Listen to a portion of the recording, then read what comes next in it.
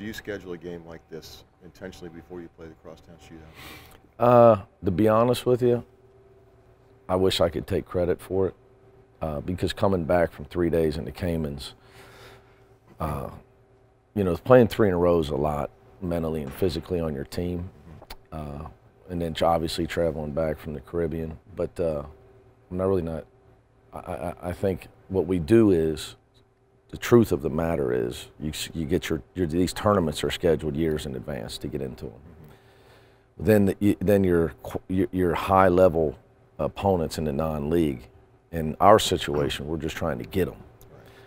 You know, so you got TV dictates all that. So with, you know, the upcoming Xavier and Florida and all that stuff, that's all done. Then the rest of the games, you just got to fit them in. So it wasn't like, you know, it was a master plan. This is just the time you could get them in. Yeah, so you got to fit them in because you got with finals, you can't play between Xavier and Florida because of finals. So you're just trying to fit them in. It's really, you know, now this one fell. Theoretically, like if you come back from the islands or you come back from Maui, you know, you want to give yourself a home game if you can. But I really don't think it, you know, we didn't really know. Because, you know, until you know when the Xavier game is, then then you're trying to fill in, get games like Florida and the rest of them. So it just worked out this way. You had two walk-ons score their first points in the second game, which is kind of cool. How do you decide? In the history of UC basketball, can you tell me the top? How do you decide? Maybe this is a silly question. How do you decide when to put those guys in a game like that? You know, sometimes I'm so caught up in the game that Larry has to remind me. Because, you know, I look at those games. I coach the game. Once if you get in a situation, it's pretty evident you're going to win. With our situation, with the freshmen especially, and we only have 2 seniors, it's just every game's an opportunity. It's like practice for me. So people see me up and they say, man, he's up, why is he upset? I go into a mode of like I'm coaching at practice and trying to get certain guys minutes and get them experience out there. And then I may even be more intense when we're up 20 or 30 because I'm trying to make sure they stay focused. And we talk about that a lot. So, you know, when it comes to, you know, subbing in Bart and Sam and John or whatever, you know, sometimes I got to be reminded, to be honest with you. But, you know, again, we're trying to get guys minutes up until maybe 2 minutes, 1 minute left in the game. It's a chance to get guys, you know, you got 4 freshmen to try to get them some minutes. You know, you got, and I keep telling you, you know, Kane and Justin didn't play a lot. Kane didn't play last year, and he's never played high major basketball. And, you know, Justin's been hasn't gotten a lot of minutes at the high major level. So, you know, the way I look at it, I'm trying to get 6 guys as many minutes as I can before the real running starts. Go ahead. When you have at this point, you're kind of essentially 10 deep right now. I mean, that's who you're playing because of. Yeah. I think Ellie could play more. Yeah. Do you shorten your bench is it before the conference? Boy, I hope not. I think if we have to, I think it'll be if we shorten the bench shorter than 10, it'll be not because I want to. It'll be because I have to. I think if we have to do that, it will not be good for us. I think for us to be who we want to be, and who I think we need to be, to get where we'd like to go at the end of the year, we need to be able to play 10 guys. And I'm pretty confident in point guard and all the big guys. It's a shame Mamadou could have got some good minutes in the Caribbean, but Keith and Trevor are the guys, because Jaron and Jacob, in our style of trying to get up and down, can't play. You have to rest. I mean, you can't play 35 plus minutes. You cannot do it. So you know, for me, I've really been trying to coach Keith and Trevor hard and get them minutes. because I think they're going to be the key. Because Trey and Nas played last year, and they're going to be all right. I think, you know, Ellie does what he does. You know, the three freshmen, and I says, you know, he doesn't do things he can't do, so he doesn't play like a freshman for the most part.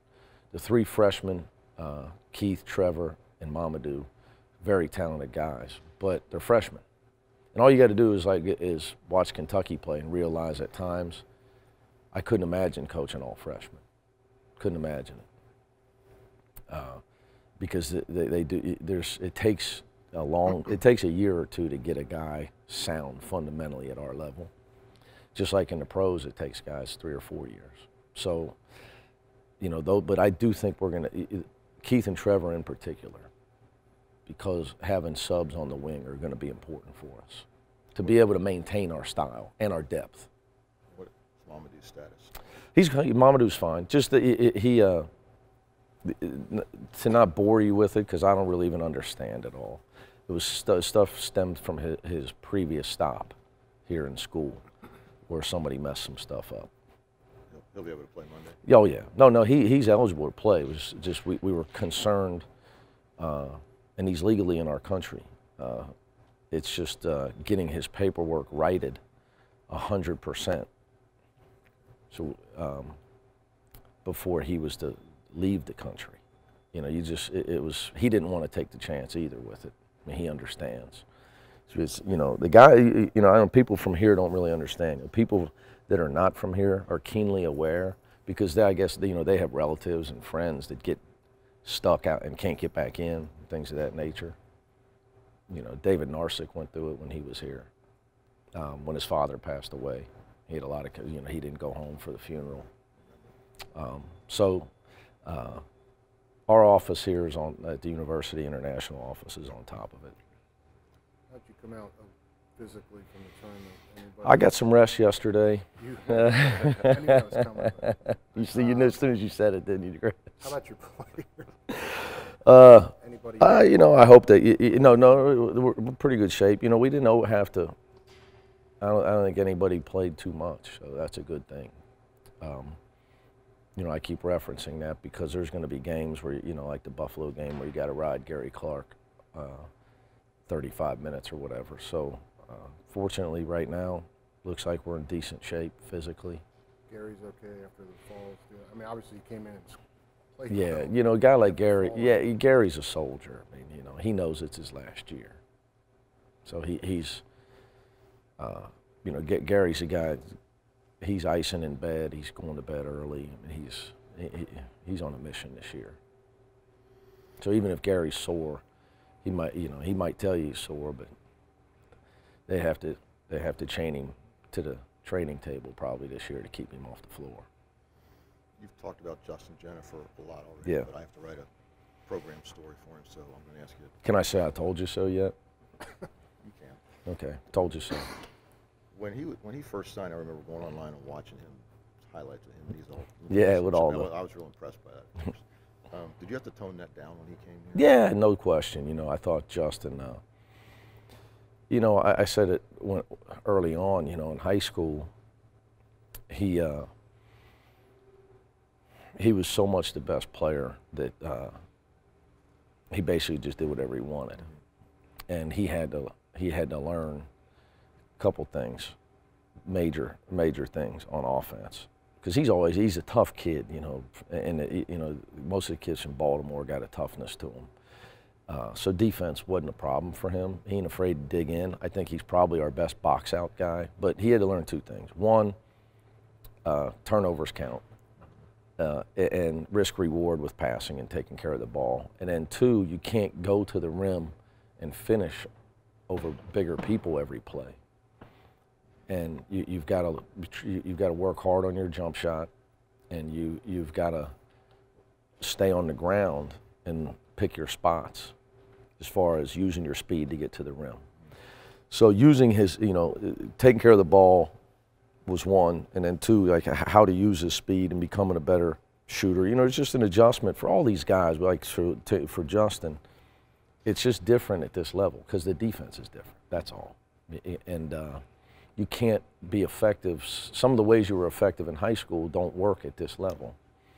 And I think he saw that a little bit in the AAU. His last year, he didn't have a great summer because of some of that stuff. Where your last year in the circuit that he played on, you just can't go at. There's 6'10" guys. It's just like our level, 6'10" guys everywhere. So. It's just taking him a little bit of time, but no different than a lot of players. When you recruit guys, some guys, when you recruit them, do you say he's not going to be able to help us maybe till he's a junior? Oh yeah, no, I didn't know. You never know. Guys? No, I think usually if you recruit a guy and you think, boy, it's going to take him a few years, it's a big guy, because you're going to need strength, and he's going to need weight and strength, and so look, until Octavius is 220 pounds, he's going to be a project. Because he's 6'9", 190. Until he's 6'9", 220, he's not going to be able to play, be effective. So that would be more, guards, you never know, some of them. Like you look back and you think over time here, I mean, most guys are way better their junior year than they were their freshman year. But you just never know. I think a lot of it is the fundamentals. And so some guys pick up on things a lot faster than other guys. Just one more thing on the walk-ons. How important is it to you that they do get to play? Oh, it's great that they get to play. I wish I could put the managers in, to be honest with you. Because they do more work than the walk-ons. And I don't even like calling them walk-ons. They're non-scholarship guys. Although Sam's on scholarship because he's a genius, Sam Martin. But we'll all be working for him someday. An academic scholarship? Yeah, Sam's in the Honors Plus program in our business school. He turned down Ivy League schools. He's a big-time student. So is that why he's a quote-unquote preferred walk-on? Because he was district player of the year last year, Summit Division. What division? I think they're Division 3 or 4. But yeah, he's district player of the year. He's a good player. Yeah, Sam could play. He could be. I know he'd be playing Division 3 in an academic school. He'd be starting point guard as a freshman somewhere. You see when he gets in the game, he's got real speed. I think he was soccer player of the year too, by the way.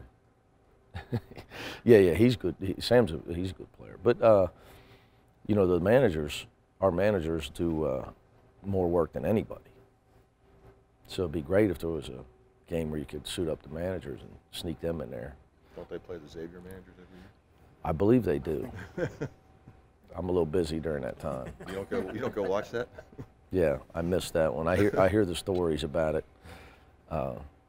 Some of our managers get pretty into it, I guess. But no, yeah, it's great those guys get to get in the game. They deserve a chance to get in there. I know our players love it.